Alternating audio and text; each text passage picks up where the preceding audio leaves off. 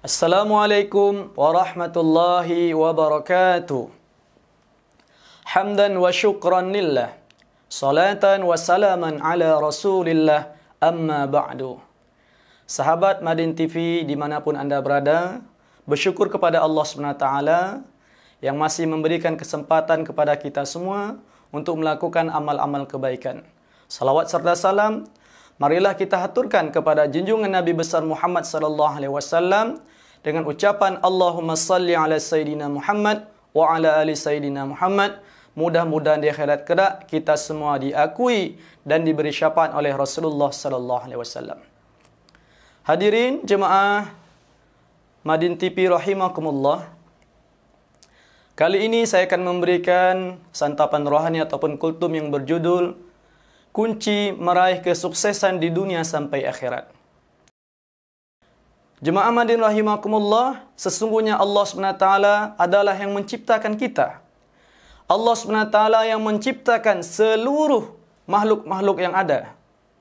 Huwallazi khalaqas samawati wal arda wa ma bainahuma.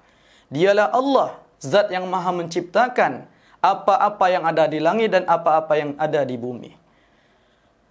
Hadirin jemaah rahimakumullah, setiap makhluk yang Allah ciptakan, Allah tentukan kebahagiaan, kesuksesan masing-masing makhluk tersebut. Contohnya Allah SWT menciptakan burung. Burung ini Allah letakkan kebahagiaan, kesuksesan burung ini adalah di alam yang bebas. Begitu juga Allah SWT menciptakan ikan-ikan. Ikan ini kebahagiaan ikan adalah apabila dia berada di dalam air. Allah menciptakan cacing, kebahagiaan cacing ada di dalam tanah. Hadirin jemaah TV Madin rahimakumullah, apabila setiap makhluk ini keluar dari kudrat Allah untuk mencari kebahagiaannya masing-masing, maka mereka akan binasa.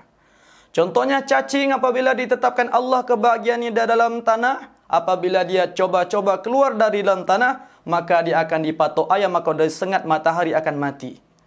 Begitu juga ikan, apabila dia keluar dari air laut ataupun dari air sungai, maka dia akan mengalami kebinasaan. Begitu juga hadirin jemaah rahimakumullah, manusia ini. Manusia, Allah menciptakan manusia dan Allah telah menentukan kebahagiaan, kesuksesan manusia hanya dalam mentaati Allah dan Rasulnya. Wa man yuti'illaha wa rasulahu faqad faza fawzan azima. Barang siapa yang taat kepada Allah dan Rasulnya, faqad faza, maka sungguh kata Allah, faza, mereka mendapat keuntungan, fauzan azima, keberuntungan yang sangat besar, kebahagiaan di dunia sampai di akhirat. Allah Subhanahu wa taala mencontohkan di dalam Al-Qur'an kisah-kisah orang-orang walaupun mereka banyak harta, banyak kekuasaan, memiliki kekuasaan yang luas, memiliki ilmu yang banyak, tetapi ketika mereka tidak taat kepada Allah dan Rasul yang diutus pada masanya, maka mereka mengalami kebinasaan. Satu contoh Allah kisahkan, kisah Qarun laknatullah alaih. Beliau adalah orang yang sangat kaya raya, hartanya berlimpah ruah, tetapi karena tidak taat kepada Allah Subhanahu wa taala, Allah SWT binasakan dia. Allah tenggelamkan Qarun laknatullah alaih di dalam bumi bersama harta-hartanya.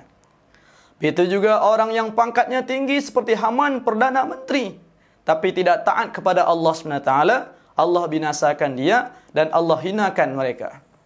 Begitu juga Fir'aun laknatullah alaih, yang bahkan dia mengaku dirinya menjadi Tuhan. Walaupun kekuasaannya luas, pemerintahannya luas, tetapi karena dia tidak taat kepada Allah SWT, maka Allah SWT hinakan Fir'aun di dunia sampai di akhirat. Bahkan sekarang jasad Fir'aun tidak diterima oleh bumi. Menjadi pelajaran bagi kita semua. Hadirin jemaah Madin TV rahimakumullah, siapapun kita, baik orang kaya, orang miskin, orang kota, orang desa, apapun pangkat jabatan kita, kalau kita taat kepada Allah Subhanahu wa taala, mengikuti sunnah Rasulnya, maka kita akan mendapatkan kebahagiaan, kesuksesan di dunia sampai di akhirat. Allah SWT telah mencontohkan di dalam Al-Quran kisah seorang seperti Nabi Sulaiman alaihissalam. seorang raja yang memiliki kekuasaan yang luas, tetapi dalam kekuasaan yang dimilikinya dia tetap taat kepada Allah Subhanahu wa taala, maka ada Nabi Sulaiman alaihissalam dimuliakan Allah di dunia sampai di akhirat. Begitu juga kita turun ke contoh para sahabat radhiyallahu anhum, Abu Bakar, Umar, Utsman, sahabat-sahabat yang lain. Mereka taat kepada Allah SWT, Allah muliakan mereka. Bahkan Sayyidina Bilal bin Rabah radhiyallahu anhu, seorang budak.